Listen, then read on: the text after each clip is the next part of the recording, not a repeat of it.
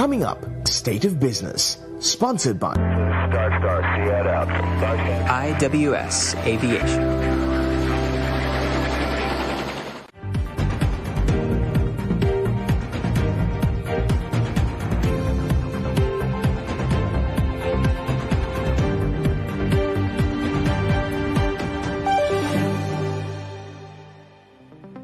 Hello there, you're watching our television. This is State of Business. I am Pamutha Katagampala. Top stories. Credit to the private sector continues to fall. Government moves to secure trade and digital future. Hi there, welcome back. And now news in detail. Now, Sri Lanka's higher interest rates continue to pull credit to the private sector from banks. Now, credit recorded a sharper pullback to start the year in January. According to the central bank data, commercial banks saw cumulative credit to the private sector plunging 96.1 billion rupees in January.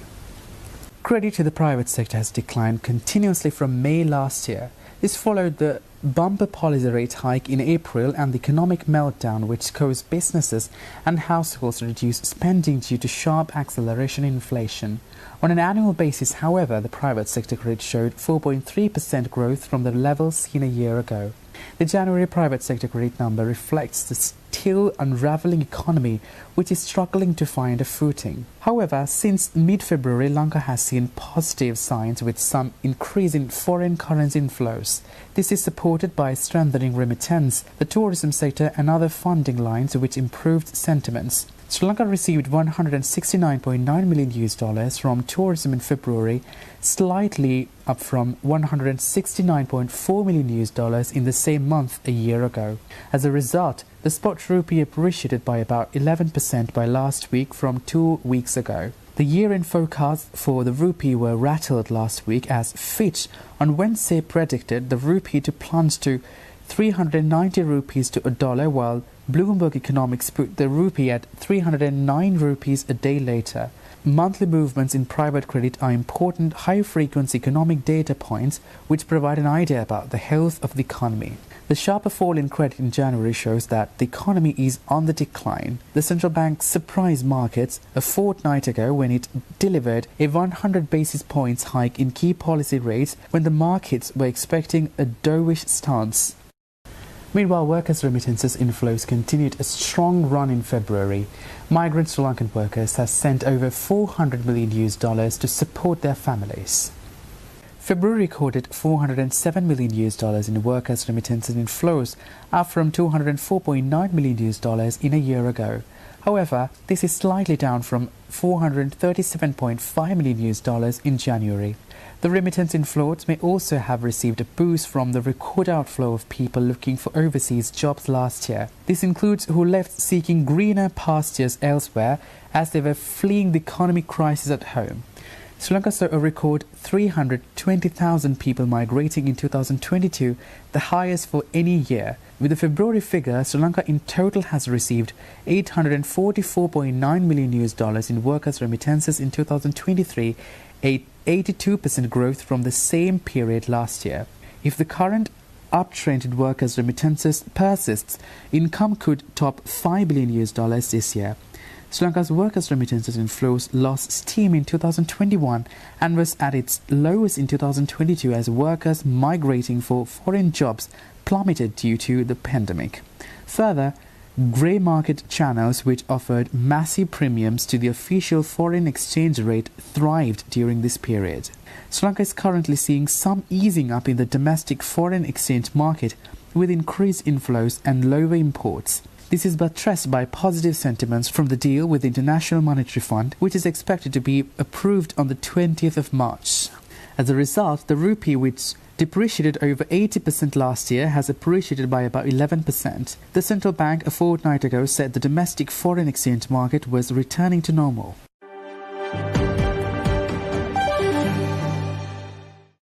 Meanwhile, Prime Minister Dinesh Gunawardena recently called upon state and private banks to provide new incentives to attract women to formal banking sector.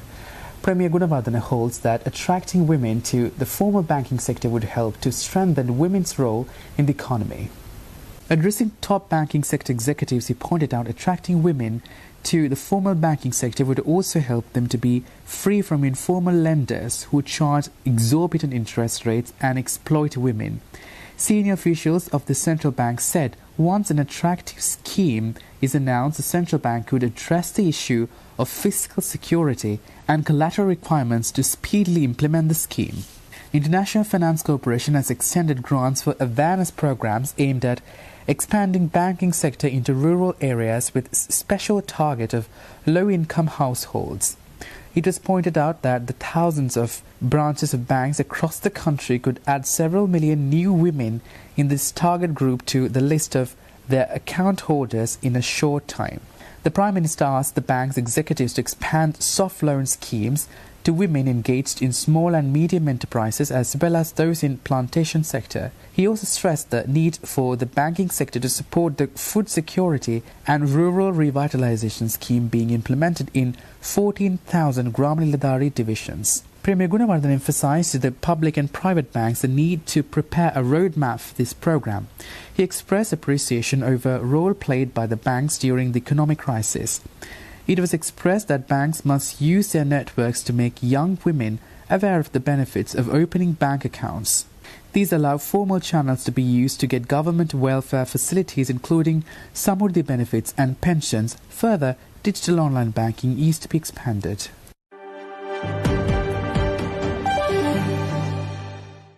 Stay tuned for more stories after this short commercial break.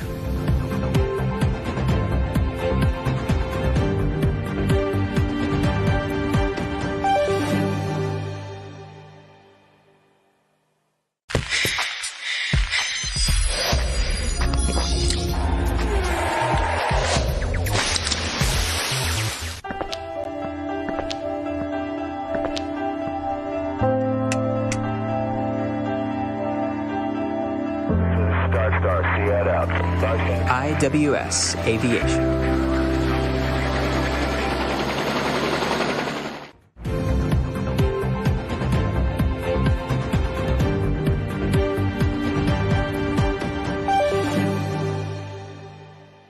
Welcome back here with State of Business. Now, recently Minister of Foreign Affairs Ali Sabri virtually addressed the 19th Ministers' meeting of the Bay of Bengal Initiative for Multi-Sectoral Technical Economic Cooperation. Addressing the meeting, Minister Ali Sabri stated that as the trajectory of global economic growth shifts towards Asia, the trade and investment component of the BIMSTEC countries needs to be revitalized to stay relevant. He further opined on the need to strengthen the collaborative efforts to enhance intra-regional trade, focusing on each country's comparative advantages. Minister Sabri emphasized that BIMSTEC should take the lead in becoming a conduit to build a robust and dynamic private sector network to enhance the flow of trade and investment. In this context, the minister reiterated Sri Lanka's commitment to working proactively in areas of trade and investment. He extended Sri Lanka's full support to build a transnational network of business entities which would spur intra-regional investments to create a transformative economic growth for all. The meeting deliberated important agenda items such as the BIMSTEC Bangkok Vision 2030, the agreement of maritime transport connectivity, and the establishment of a group of eminent persons of the BIMSTEC, among many others. Under the chairmanship of Thailand, the ministerial meeting was chaired by the Deputy Prime Minister and Minister of Foreign Affairs of Thailand. It involved the participation of ministers of foreign affairs of the BIMSTEC member states, namely Bangladesh, Bhutan, India, Nepal, Myanmar and Sri Lanka.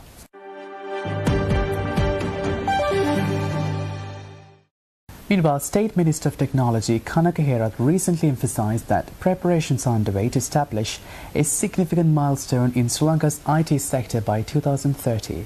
He further highlighted that the government led by President Ranil Wickremesinghe has prioritized the development of the digital economy.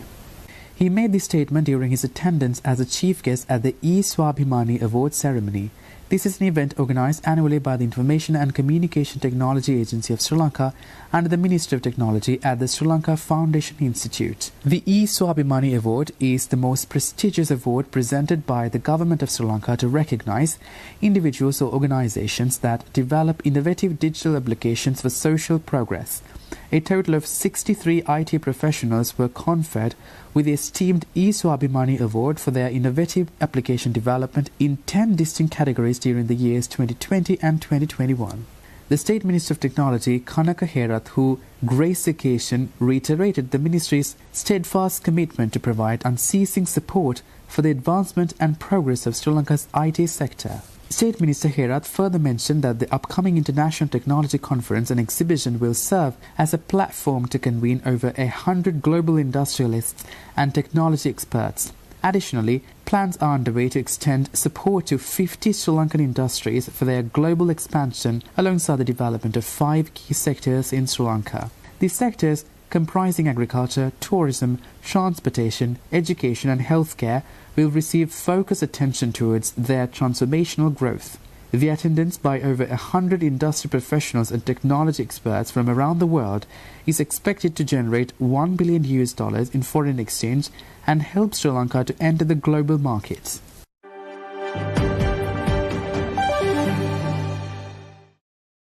Now, Sri Lanka's Merchant Shipping Secretariat issues licenses for non-vessel operating common carriers.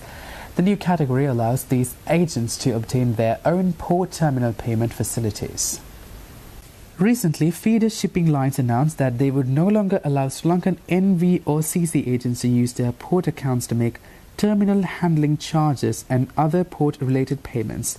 They also issued a brief deadline for NV or CC agents to obtain their own port terminal payment facilities. Subsequently, the Ministry of Ports and Shipping and Sri Lanka Ports Authority formed a joint committee comprising of all stakeholders to find a workable solutions to offer NV or CC agents require direct billing facility at the Colombo port terminals. Following discussions, Director General of Merchant Shipping on 19 September last year announced that a decision had been reached to extend direct billing facilities for NV or CCs.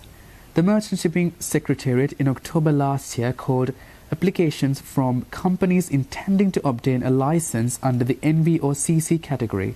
Although NV or CC submitted applications with mandated fees, licenses are yet to be issued by the Merchant Shipping Secretariat. The sector urges terminus operators to extend direct billing facilities as similar to other regional hub ports. 24% of Sri Lanka's containerized import and export cargo volumes are handled by 60 to 70 NV or CC lines which engage in containerized shipping. Further, it is estimated that over 50% of import cargo from Indian ports to Colombo were carried on NV or CC containers. In addition, NV or CC lines and their agents bring in sizable amounts of dollar revenue to the port of Colombo, which includes local and transshipment container handling. NV or CCs also offer local imports and exporters competitive freight rates for regional destinations served by them, giving local importers and exporters an alternative to the main shipping lines.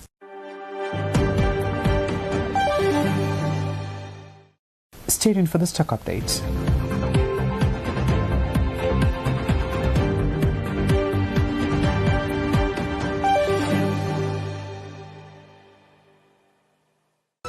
වයිකම් Philips 2022 වසරේ ජනප්‍රියතම ටෙලිනාට්‍ය නළුවා අද දිනට ප්‍රතිඵල.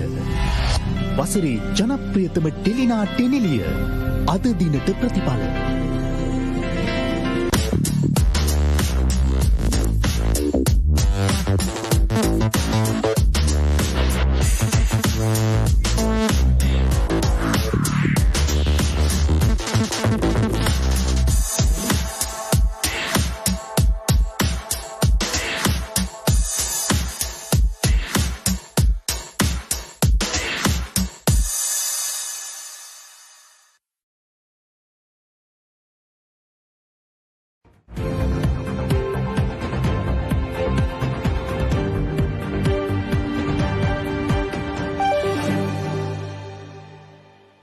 Welcome back, you're watching State of Business, and now the stock update.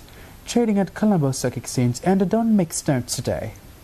The All-Share Price Index gained 59.66 points to close at 9,550.7, and the S&P SL20 dropped 3.5 points to close at 2,791.33.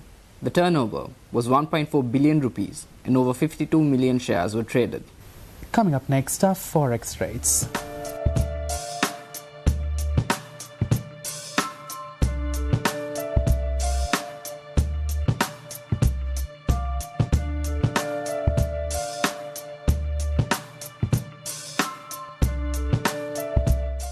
And that's all our news today. For this and more, subscribe to our channel on YouTube and follow us on Facebook. Take care and good night.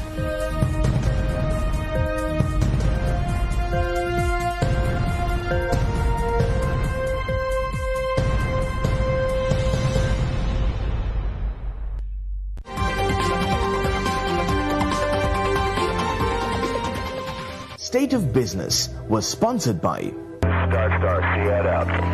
IWS Aviation.